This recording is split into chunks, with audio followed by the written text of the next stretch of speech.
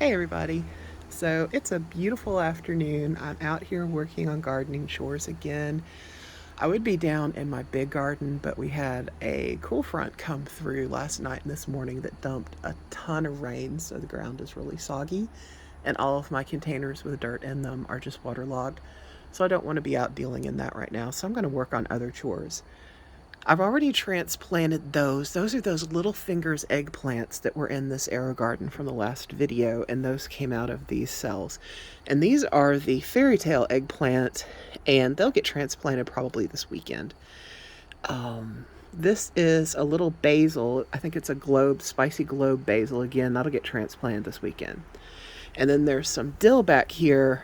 I think I might transplant into starter pots. These are mammoth dill.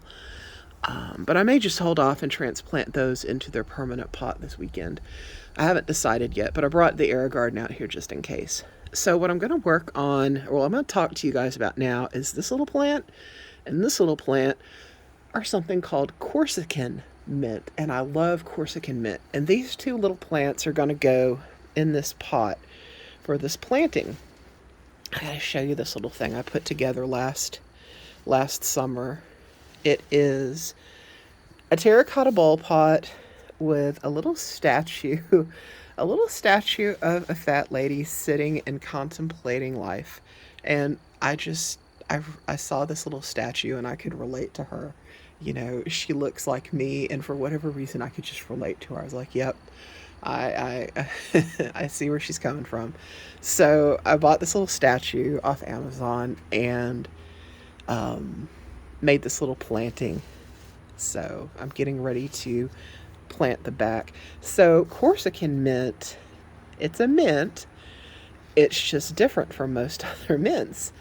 It spreads like a little carpet, and you can see it'll trail off the edge.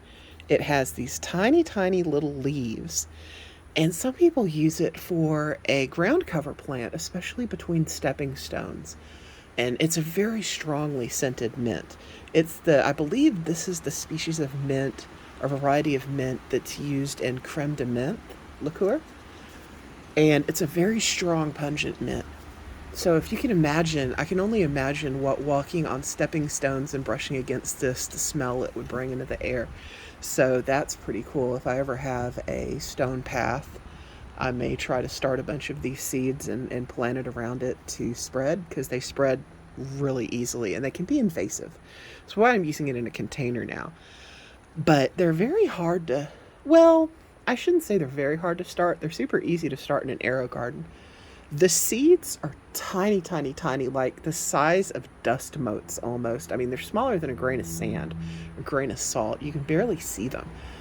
Most of the time when you buy the seeds for Corsican mint, they come pelletized, which means a few little seeds are put inside a little pellet that breaks down in the dirt, so you don't have to try to work with seeds that are so small you can barely see them.